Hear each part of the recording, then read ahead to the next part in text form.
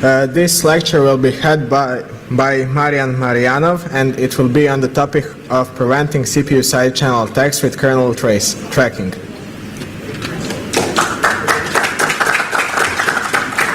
Thank you. Before I start, how many of you have heard about CPU side channel attacks?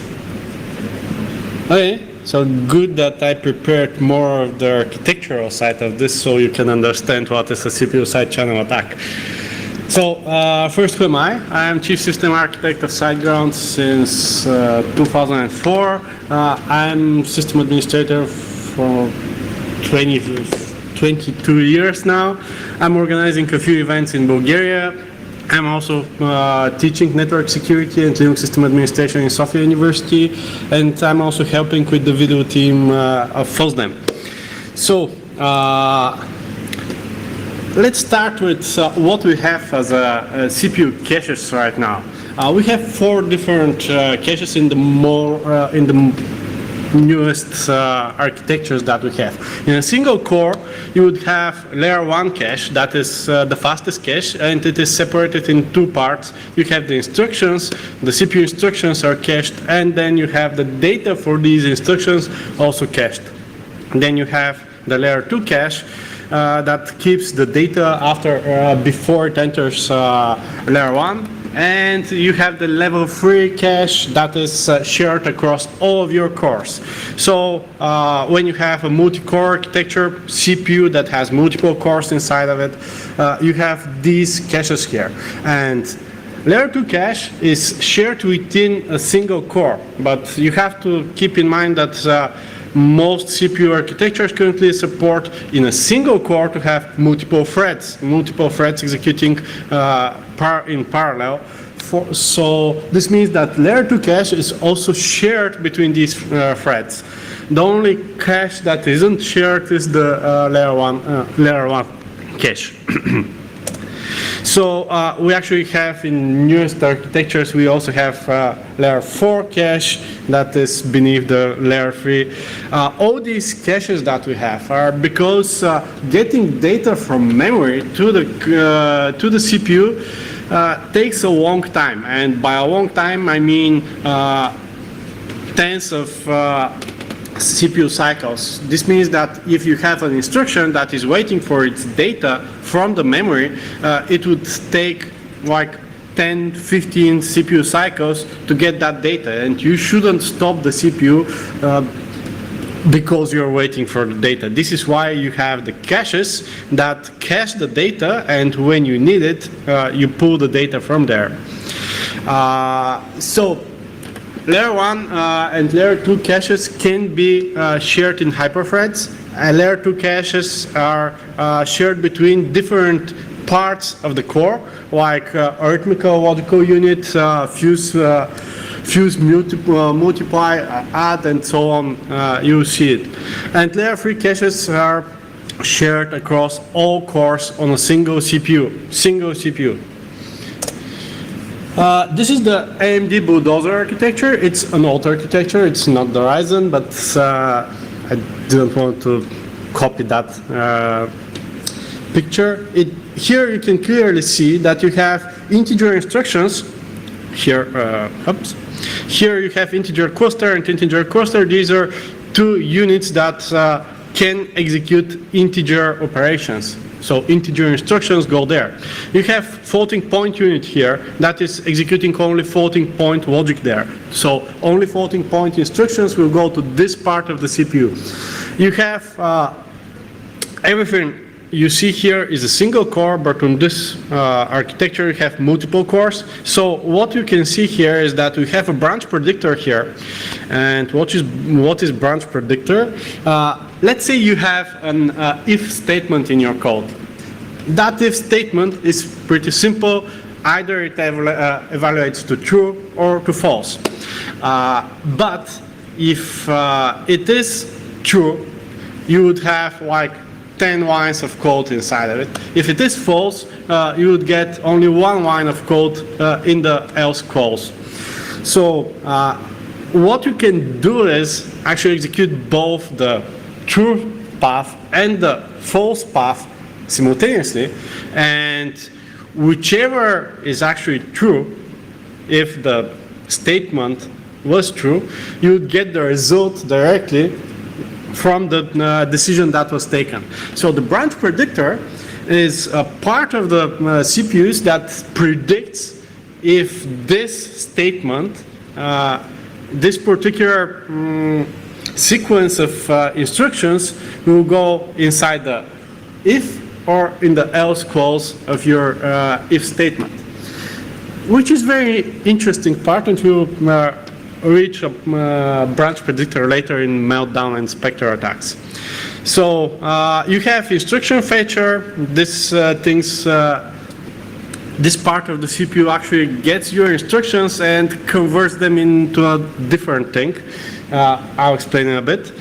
All of these instructions go to the pipeline, and this top part of the CPU here, actually this here is sequential. This is fine. You know that everything is executed in order there.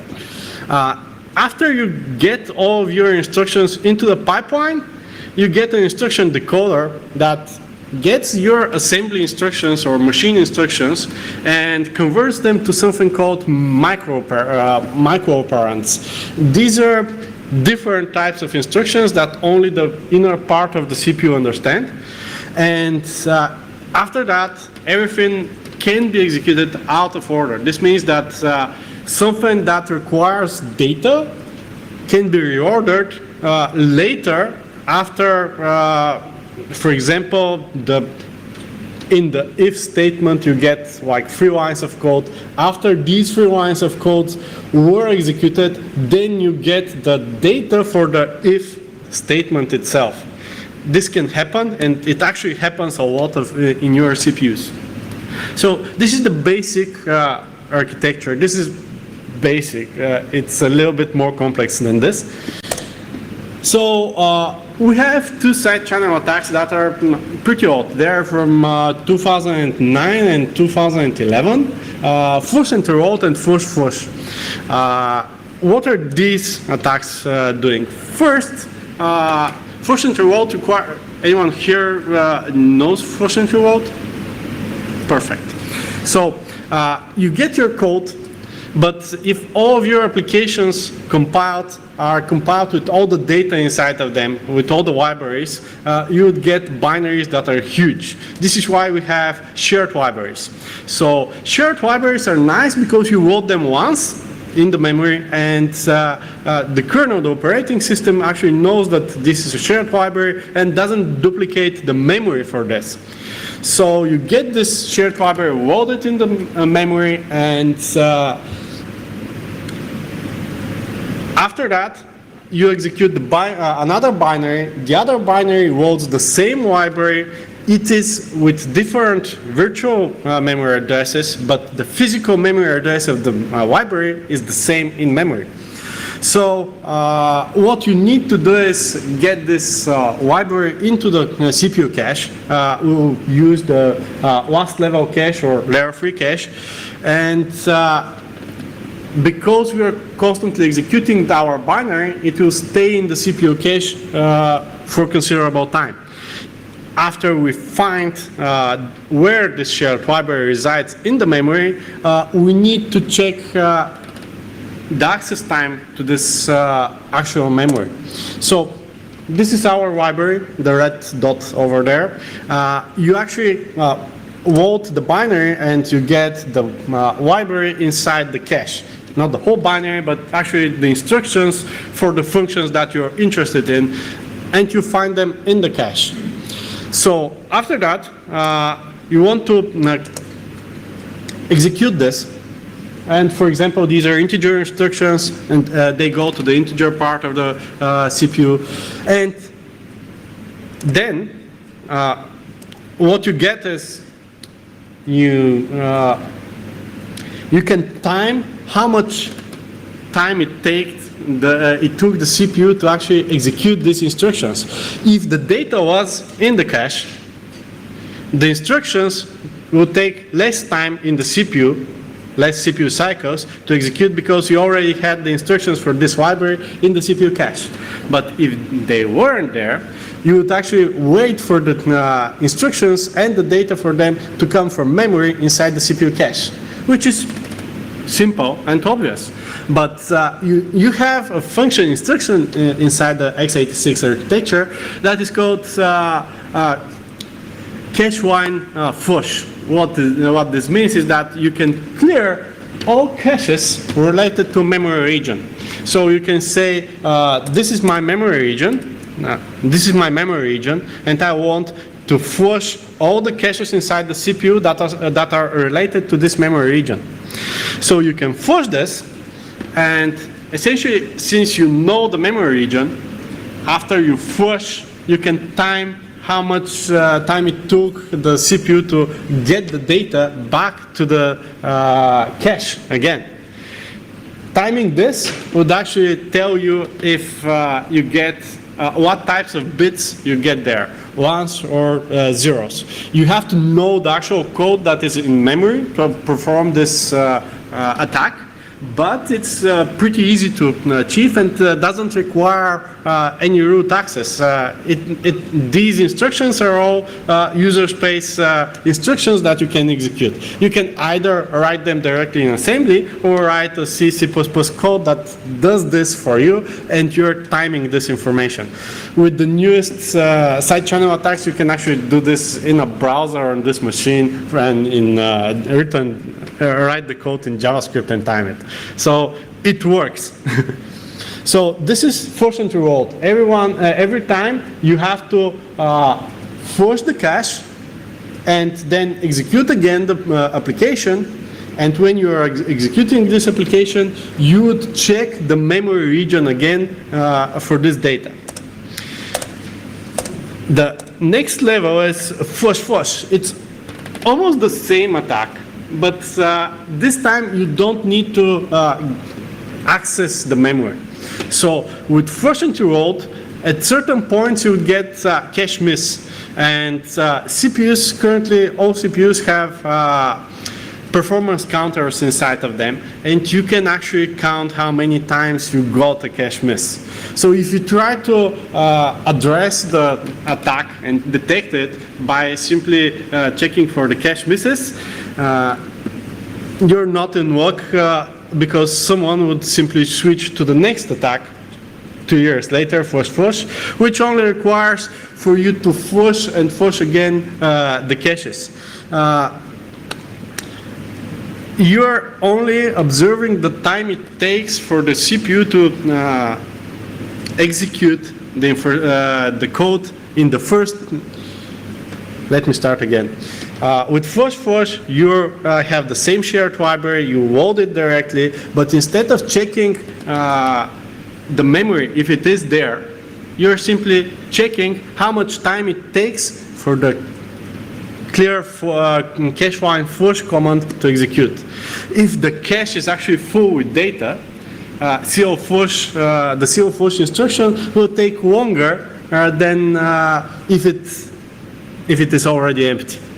So you don't need to access the memory at all. You simply clear the cache, and you can clear the cache from within different process, and you can time the clearing of the cache in different process, in different user on the same machine. So these are flush and reload and flush attacks. Any questions here? Because I think some people don't understand it. Okay, I'll take questions later. So we flush the data, yep, flushed again. So both of these attacks required CPU flushing. But flushing the cache is instruction that you can actually check how many times it's executed. And you currently have two flush instructions, CL flush and CL flush opt. And the other side, the other possible attack vector here is not flushing the cache, but filling the cache with data that you already know. So this is related only to flush and reload. If you flush the cache with data that you already know, and you hold other data there, you don't need to force the cache. You need to simply check if your data is not there. If it is not your data, then other data is on the same in the same memory region. This is actually used in the Spectre attacks. So in January, this talk was started in January simply because in January two very annoying for CPU guys attacks came out, Meltdown and Spectre. And the problem is not big for people with desktops, but it's big for people with servers, and especially for people like me that run a lot of software that is not their own. So let me explain more about Meltdown and Spectre. The idea was that you can use speculative execution. The side channel attacks Fush and Revolt and Fush that I was talking about are only for the cache of the CPU. They're, let's say, memory related. But the CPU, as I started to explain, can execute instructions out of order and also can predict what will happen at certain point in your code. So your code, as you wrote it, for example, in PHP, converts to actual instructions, CPU instructions in the CPU. These instructions can be executed out of order, and this is because the branch predictor can be taught to actually predict wrong. So the branch predictor, the first branch predictors, which were like 20 years ago in the CPUs, they were simple, very simple statistics. If the past, for example, 20 instructions always evaluated to the if calls, we'll go this way. If the past 20 instructions always executed the else clause, we'll predict that the next time we have these 20 instructions, we'll go to the else clause of your code. With the newest CPU architectures, you have, for example, AMD have neural networks inside of their CPUs just to predict the instructions, the outcome of these instructions. Intel have more complex logic for predicting the branch, the correct outcome of the branching. So different architectures, but the same thing. If you have a lot of executions of the same thing, you can train the branch predictor to mispredict the actual execution. This is not a security problem, simply because at the end of the execution, the CPU will check if this was the correct prediction, and if it wasn't, it will swap the results. This is not a problem. The problem is that since we mispredicted the result and we executed the wrong path, and in the wrong path we actually pulled data that we weren't supposed to pull, and we pulled it inside the cache, the last level cache, the layer 3 cache. What happened was let me go back to the architecture here. So since we have this data in the last layer cache and it is not removed from there, it's not removed because this was misprediction and we don't care about this data. It will not go to the user, it will not reach the user, but it stays in the layer 3 cache. And this is why I started with the Fush and Revolt attacks, because if you have something in the cache, you already have attack vectors to read this data from the cache. So combine the reading of the cache and this misprediction, and you get a possibility of a process, a normal process, normal user space process, to actually read any data inside the memory, any data. Which is very annoying for people that run other else's code, because obviously when you don't control the code, now you cannot fix the code, and this code actually can attack anything on your machine. It can read your SSH keys, it can read passwords, it can read credit cards, and stuff like this. So the branch predictor can be trained. misprediction actually causes the CPU to execute the wrong instructions. The instructions will end up in, for example, the FPU or the integer cluster, and these devices will actually call for the data, and the data will be stored in layer 2 and layer 3 caches.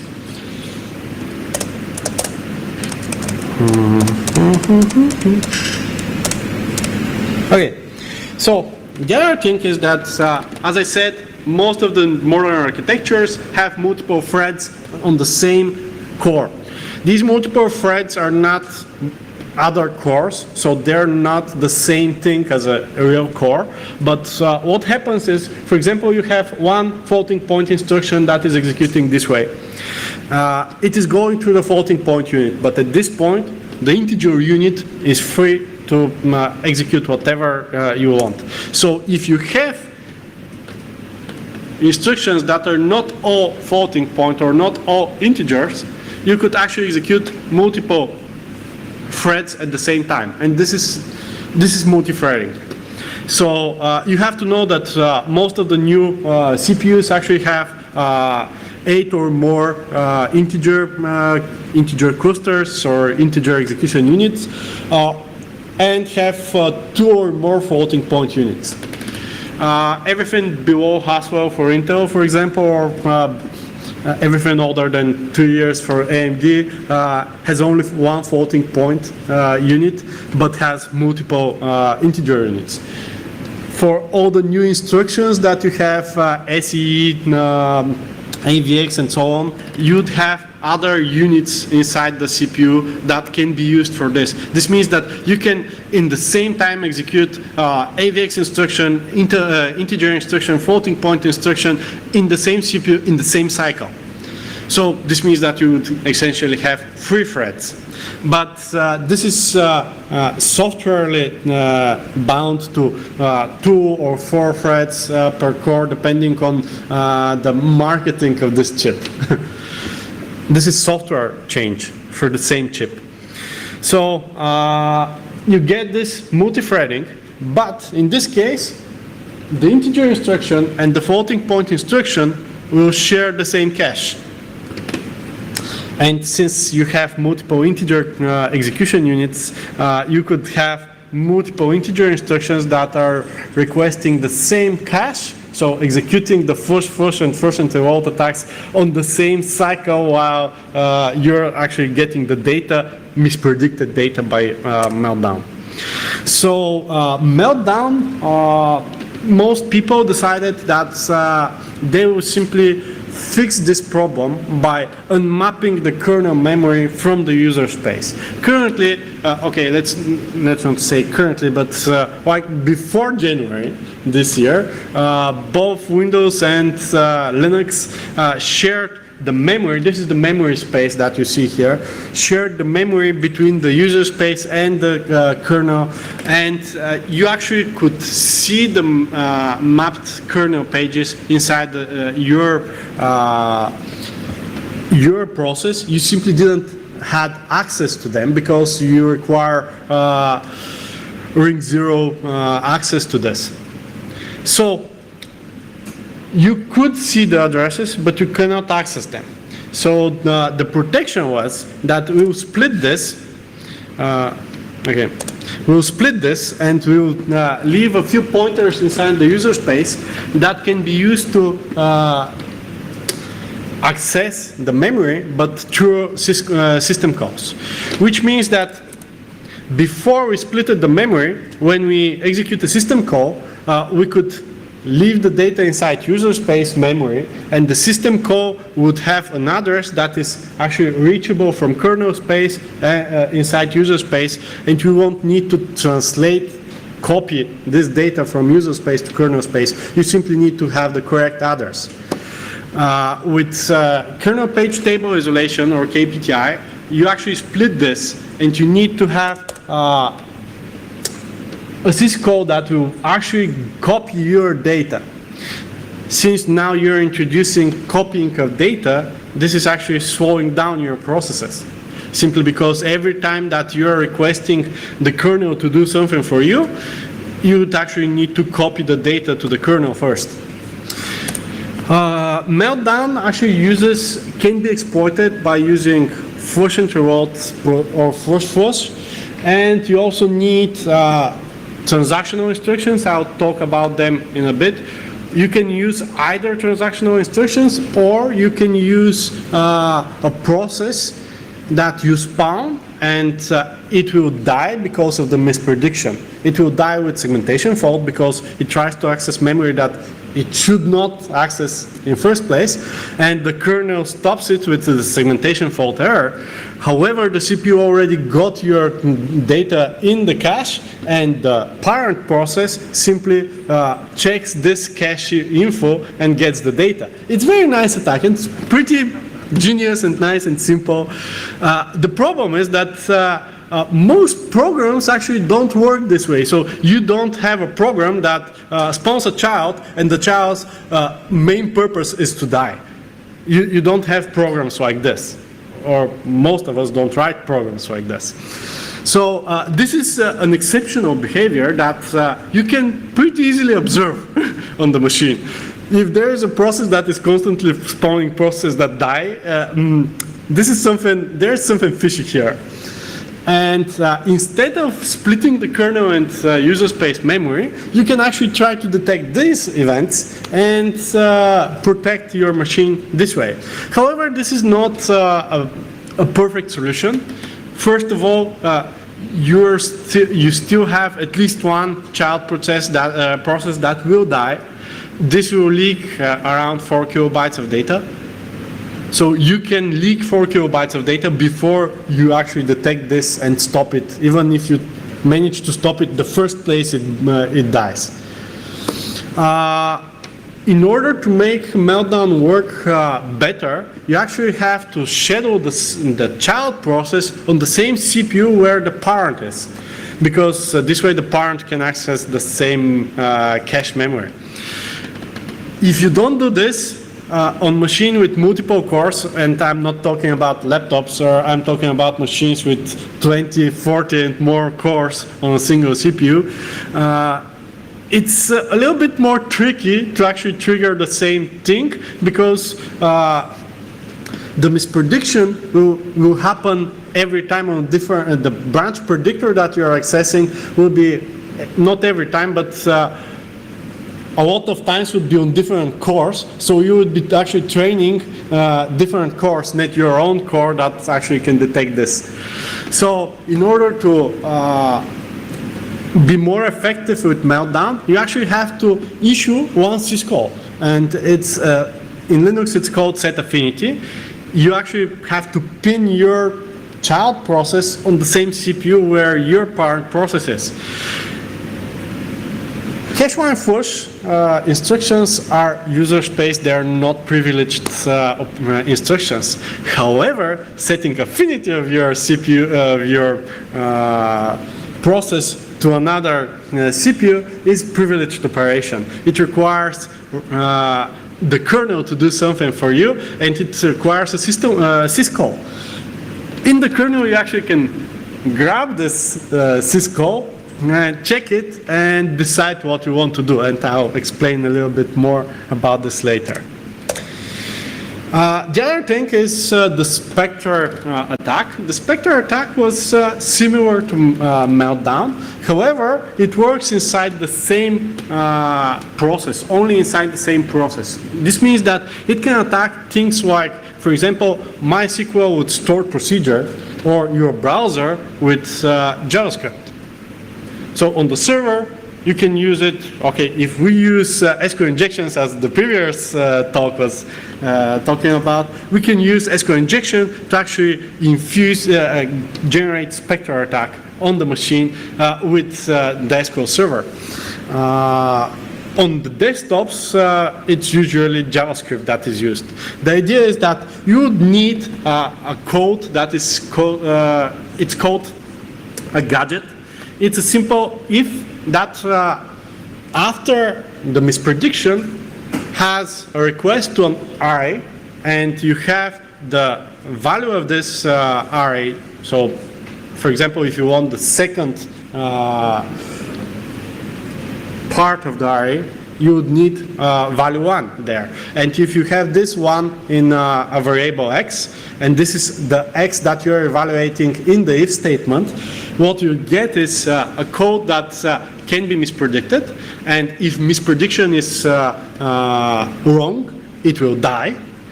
Or, but in this dying, it will get the data because the array request for this x would be actually handled by the CPU, and you would get the data for this value inside the cache. You would get the data inside the memory space of your current process. So for me, this is not a big deal because I work on the server side.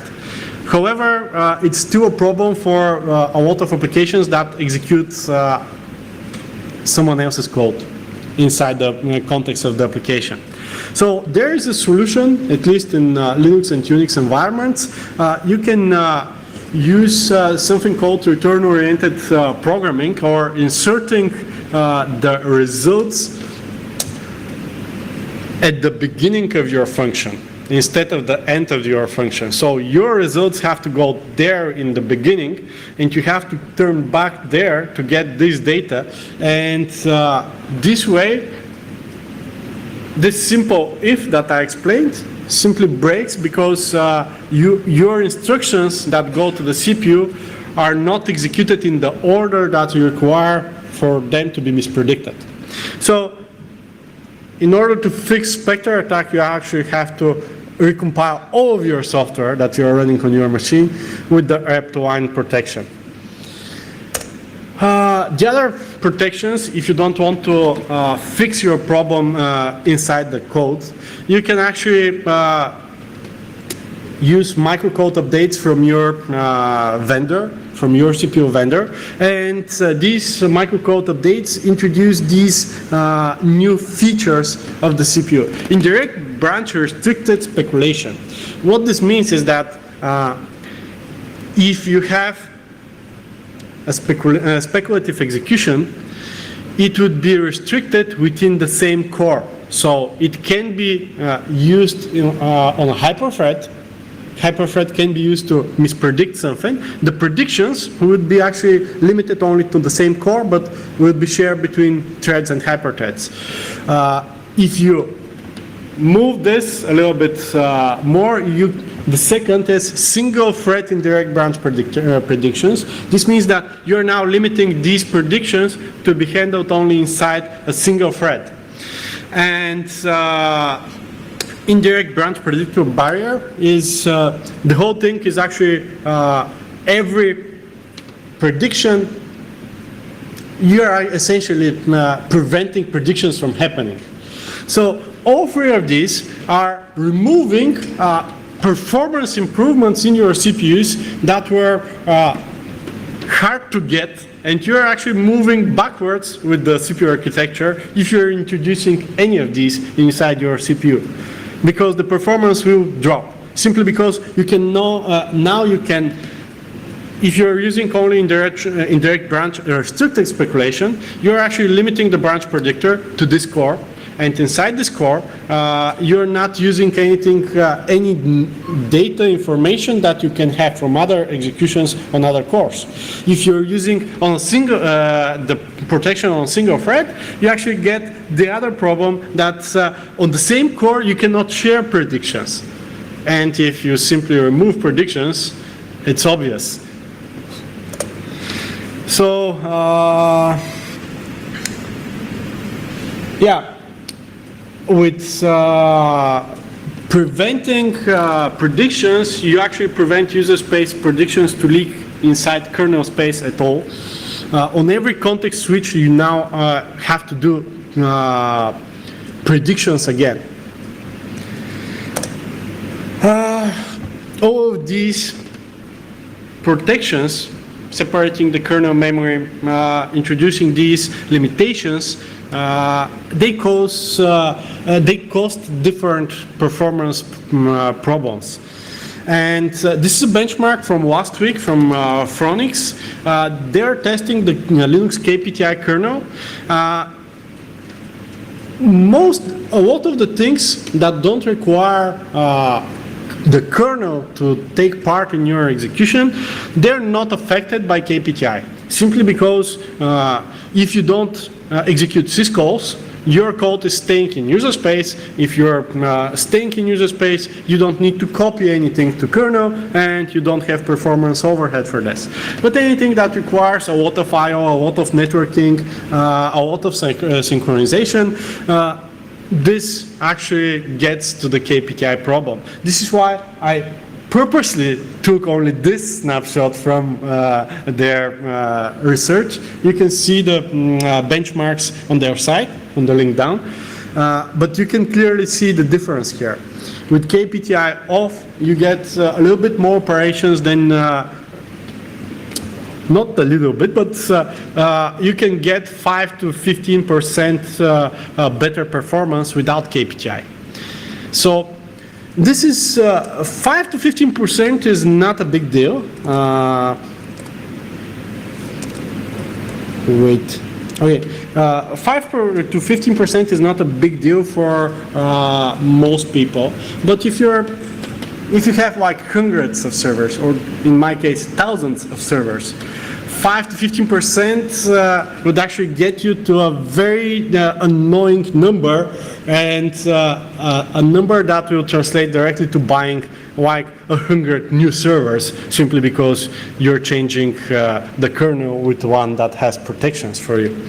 So yeah, the number is pretty ugly when you have a lot of machines. If you have like 10 machines in the office, you don't have a problem. So what others did to protect themselves from meltdown?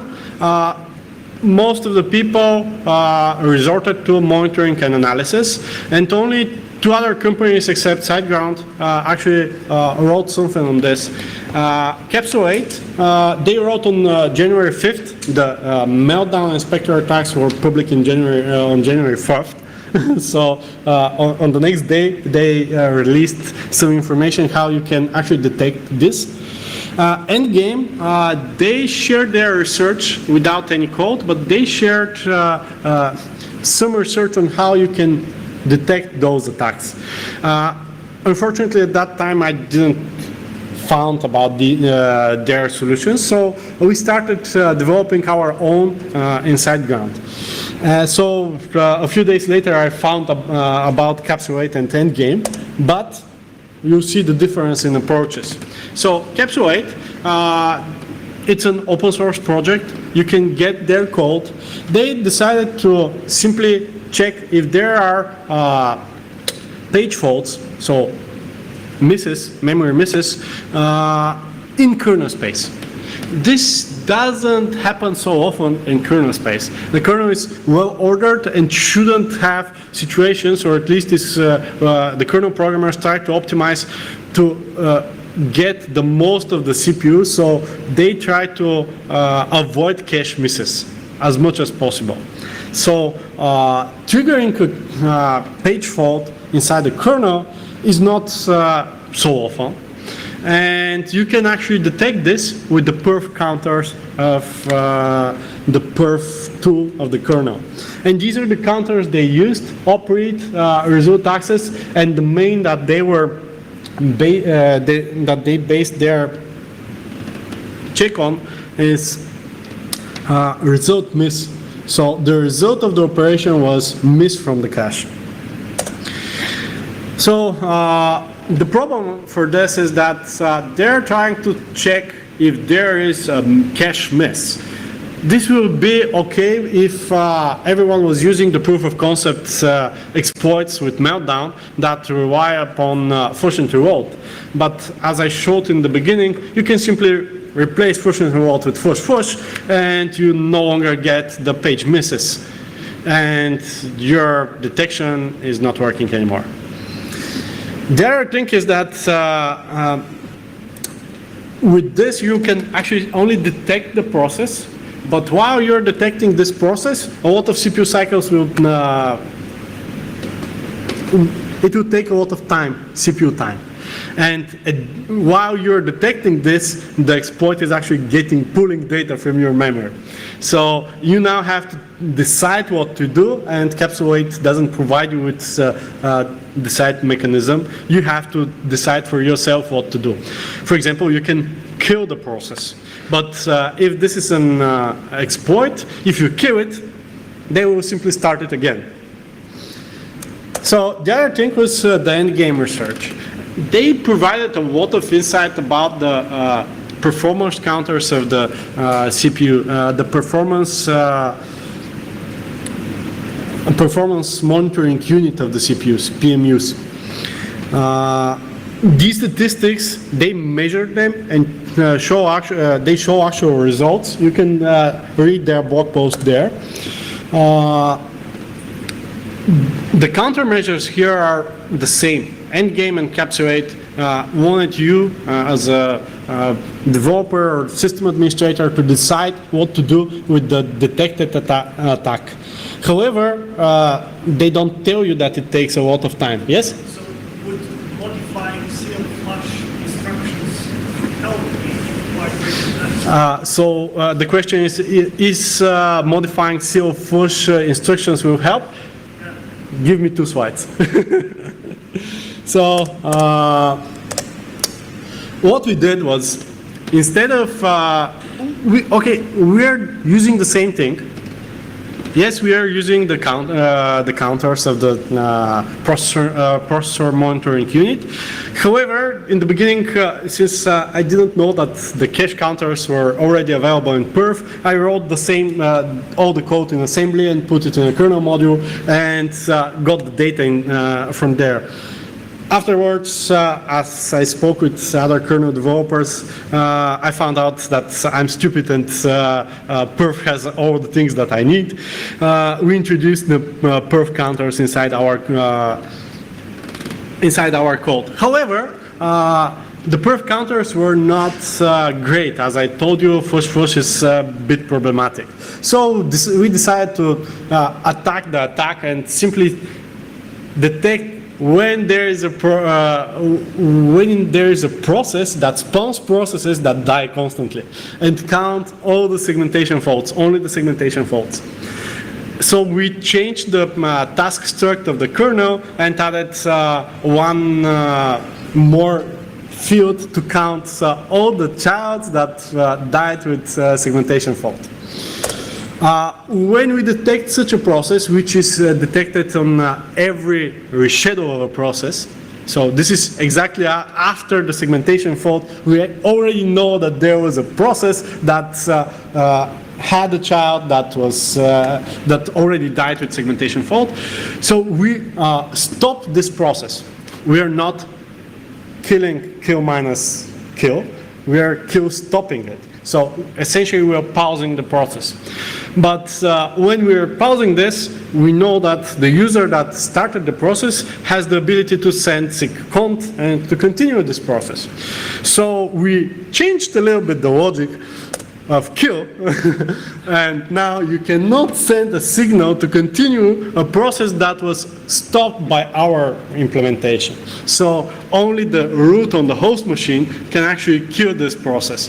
The user can see the process that it is in D state, that it's stopped, but you cannot continue it.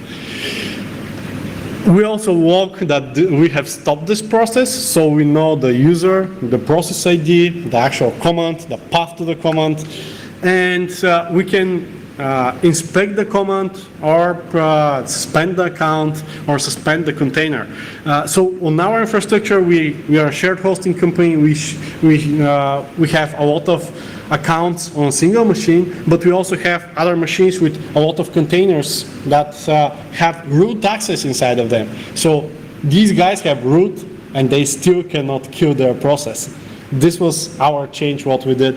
This was to prevent this from happening, from leaking a lot of data. CPU pinning, we simply changed the set affinity to report to the user that it did the change, it did the pinning, However, it doesn't do anything for the user. CPU pinning is available only for the root of the host machine and nobody else. This is because we need to pin the CPUs in the beginning when we start the machine, and after that, after the machine has booted and it is configured, we don't need to change anything on the CPUs, how they are arranged. So the user, he's running on a shared environment. These are the limitations that we provide, but it's still quite good because now Meltdown is pretty hard to execute without the pinning. Now, then we decided, okay, we'll go to the CLFush and CLFush opt, and if we limit them, we will effectively stop both Fush interrupt, and essentially we'll stop Meltdown. However, since they're user space, I can write an assembly, compile it, put it on your machine, and it will execute my instructions. Simply because they are not privileged instructions, it doesn't require to go to the kernel to execute this. It's not like a set affinity which required a syscall. So the other thing was our kernel developer found that even if you tackle the problem with the CLFush and CLFush opt, the cache can be implicitly flushed when there is an invalid instruction in your code. You simply write an invalid instruction, compile it without a care that it's a wrong instruction, execute this code, and your application will die. That's not a problem because it will clear the cache. So you will not be using CLFush and CLFush opt, and again you will be fucked. Yes? So with regard to the accuracy, which one is more accurate? Flush plus reload or flush plus flush? About the accuracy, I would say that a flush and reload is more reliable simply because you get the actual data. You're not assuming anything like with first flush. Yeah, with first flush you are assuming things and you are detecting timings. If you read the papers, I have linked the papers at the back and at the final slide of my presentation. If you read the papers, you would see that there are actual time charts that both first flush and first interrupt generate in order to detect which symbol you have in memory right now. That's the reason why flush plus flush is way faster than flush plus reload, right? I don't know which is faster actually. I have tested both, but I simply don't remember if there is a significant difference in the speed of them. Flush is faster simply because it doesn't pull data. It checks only timings. But on my machine, it wasn't significantly faster. In the research, it says that flush is a lot faster, but I can't tell you anything about this. So we decided to try to trap those instructions, CLFush and CLFush opt. However, trapping those, since they are unprivileged, is not possible. There is no machinery inside the CPU that will allow you to trap an instruction that is unprivileged. So then we started thinking about what if we start the process and we don't read the whole process binary, we read only the instructions it has and detect if there is an instruction that is CLFush or CLFush opt. In this way we can implement detection if there would be an implicit flush by seeing that in the code there is an invalid instruction. This however is slow, simply because you have to execute the actual code and in parallel you have to execute the detector. Or it can be even slower if you check each instruction, if it is CLFush or if it is invalid instruction. So direct checking, we simply scratch that.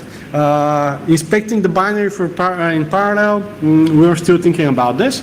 And there's another solution, virtualizing the system in QEMU. So your whole machine gets inside the QEMU, and the QEMU can get you the requests you get for CLFlush and CLFlush opt. You would get them inside your host machine, and you can trap them via QEMU. Essentially, QEMU is doing the same thing when it is emulating different options for the CPUs. So when you, for example, start a KVM, you can say that it is 32-bit CPU, even though you're running on 64-bit architecture. It can say that this CPU supports AVX or doesn't support AVX. And this is by capturing one pretty neat instruction, CPU ID, that returns a binary bit stream, and in this bit stream every bit decides, do you have this instruction or not? Do you have this functionality or not? So you get this inside, you capture this inside QEMU, and instead of returning the actual result from the CPU ID instruction of the CPU, you get this data and filter it or directly wire to the VM that it has only these functionalities. That's it. So it's possible to do something about it in a virtualization, into a virtualized environment.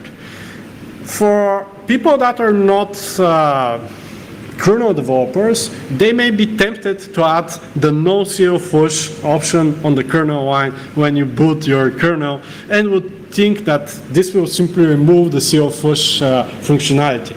No, this will remove the CLFlush calls from within the kernel, but only from within the kernel code. Every user space application will still be able to execute CLFlush. So don't do this. Don't do this. There is no reason to do it at all. Events that you can monitor from with perf, you can monitor the demand clean. This is actually an event that is fired every time a CLFlush or no or CLFlush opt or implicit CLFlush is called. So every time the cache is cleaned, you get an event. So you can monitor for this. You can also monitor for layer 3 cache misses, last layer cache, the cache that is shared between all cores. You can monitor this. And the other things are mentioned in in both capsule 8 and endgame research. The operate, result access, and result miss.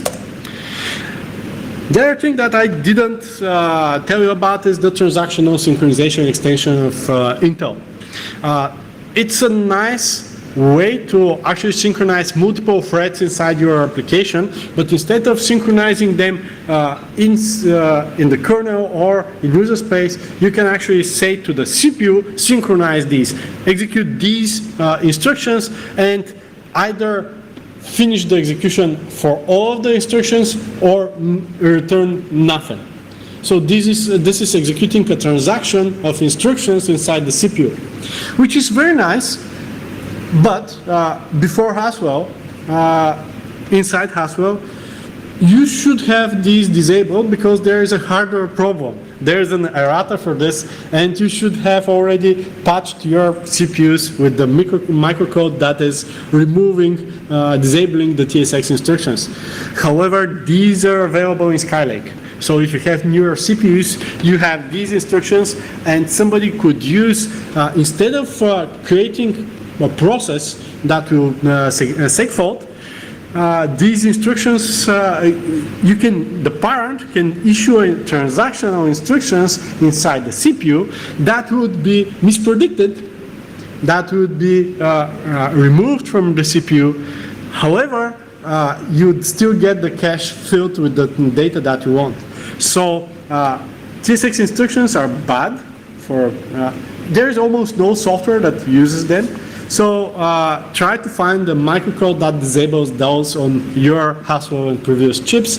And for Skylake, the solution is you're not going to like it, but you have to monitor for aborted transactions. because most of the time you wouldn't get software that is using transactional instructions. On your machines, this should be 0, and you can see the counter increasing during attacks. And then, based on this, you have to find the process that actually issued the transactional instructions, and then stop this process. And this is only based on statistics, so you have to write a lot of crappy software to actually do this. Yeah, the TSX instructions are also in user space. This is a big problem again, because you cannot trap them, and you are left with the statistics. Relying on CPU counters is not enough, simply because it would take a lot of time to find the process that is causing this and then stopping it. So you can use the same mitigations that we introduce inside our kernel to count this and directly stop it, but now you would leak not 4 kilobytes, but a lot more. I don't have a lot of time, so I'll simply skip to questions. Do you have any questions?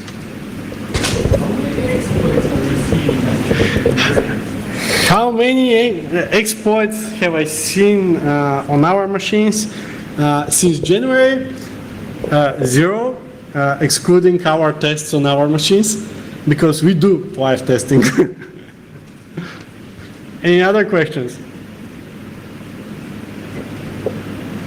Yes? You were saying you're stopping the process and it can just be killed by the uppermost root. Does this imply that it would be possible the effect of the denial of service by exhausting process IDs?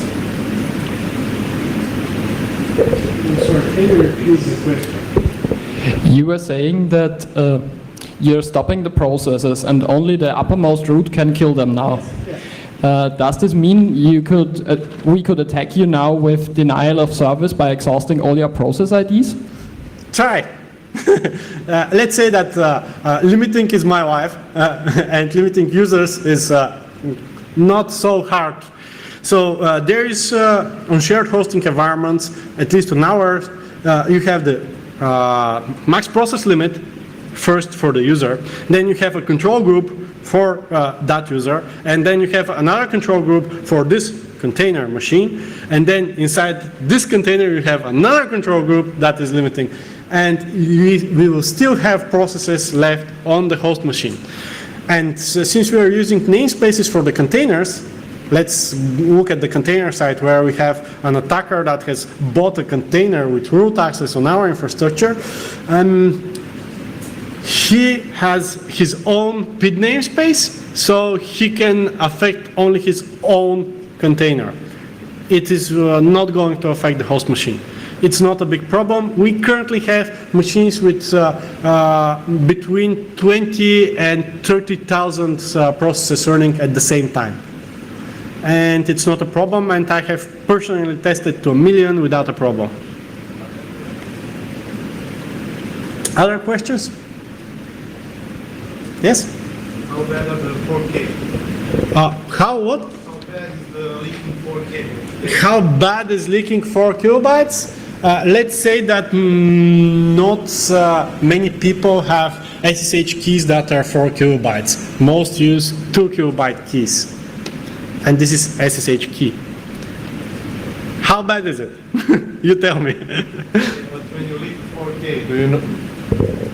So the question is, when the attacker gets the 4K, does he knows what he gets, or he needs more data to be able to know or distinguish? Usually the attacker needs more data, statistical data, to actually understand what he got. However, depending on the memory address from where he got it, and based on the idea that the Linux kernel source is available to everyone, and knowing the version of the kernel, you would actually easily guess what you got from there. If it is a user space memory, then you can try to, without attacking the machine, without actually triggering meltdown, you can try to see what each library is loading into memory, how it looks like as a memory layout, and again you would pretty easily get the right assumption that this is, for example, from the GNU PG or from OpenSSH or from OpenSSL or whatever. So the libraries are not so, they're not the same as memory footprint. So you could actually very easily find out that if you have this structure in memory, this is a structure from OpenSSL. If you have this structure from memory, this is from Nginx, or this is from OpenSSH. So if you're a good attacker and you already have these statistics on your machine, yeah, you can assume a lot of things about memory that you already got. Other questions? Then, thank you very much. I hope you enjoyed it.